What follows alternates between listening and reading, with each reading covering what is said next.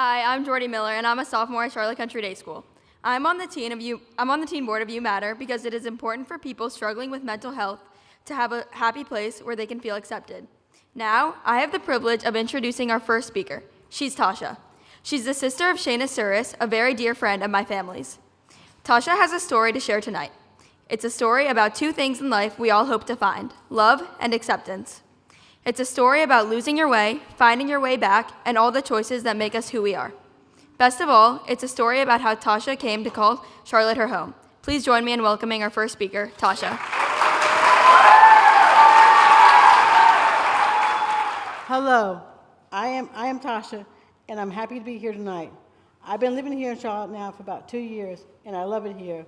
I have family and friends, I have 2 moms, and I'm active in my community. I work at Zad's Place in Harris Teeter. But that's not my whole story. My story how I got to Charlotte includes pain and tough times. It's a story about people not understanding me, a story about what has made me who I am today. Before I start, this is one thing that I wish you knew, is that I'm proud to be Tasha.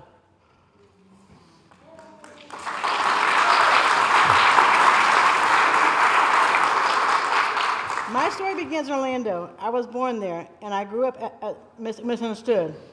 I knew I was handicapped. I knew I was different. That was hard for me, and sometimes it was hard for people around me. I can tell when people don't accept me for who I am.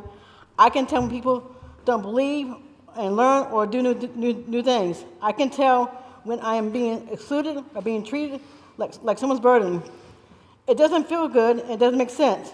But people like me are like you. They want to be happy. They want to be seen as smart and independent. They want to be proud and make others proud.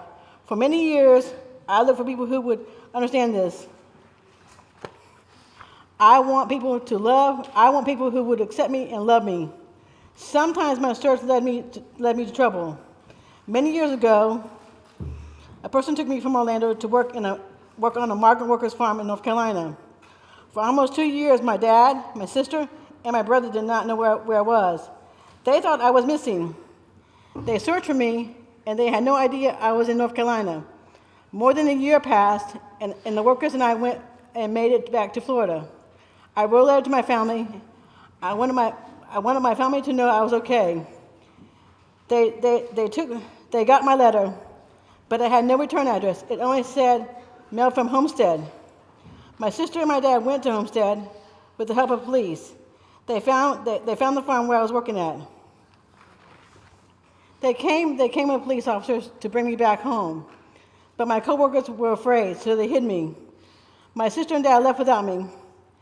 And then my brother came several days later, did not bring the police. They hid and waited until we were done working in the fields that day. After work, he and I spoke, and we decided it was time for me to go back home. I was no longer missing, but I still didn't feel accepted. I wanted love.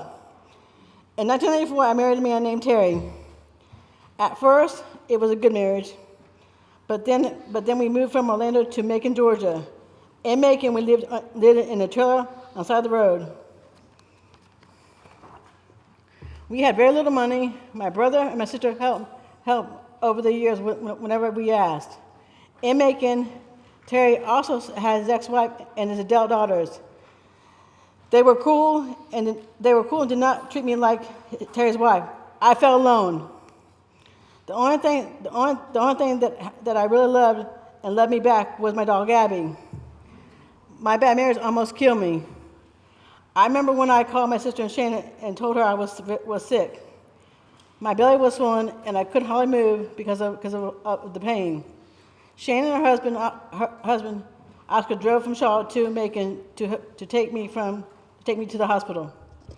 I spent a week in the hospital because of being bad infection taking over my body.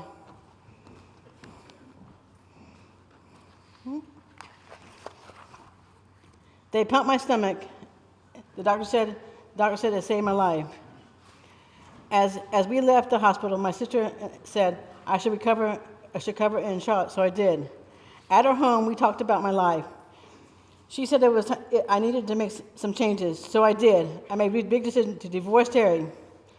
I never wanted to see him or Macon or his family again.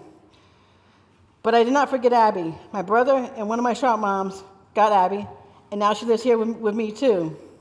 In Charlotte, I have people who love me, accept me for who I am. I'm always showing everyone that I can be independent and work hard. At Zab's, I count puzzle pieces, organize clothes, and I let people in the dressing rooms. I manage the back room, and I even have a walkie-talkie. At Harris Teeter, I make sandwiches. I stock the display rack and use a time clock. I say hello to all my coworkers each day. I'm proud that I have had my job for almost 2 years. I pay my own bills, and I have my own TV with cable, and I love the Hallmark Channel.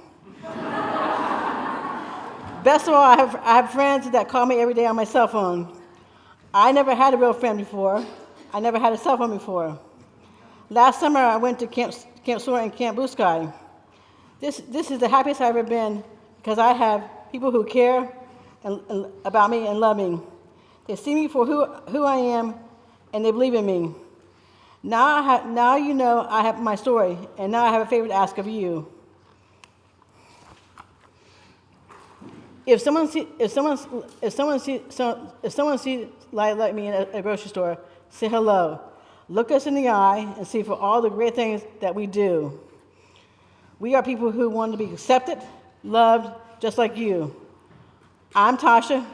I'm proud to be who I am. Thank you.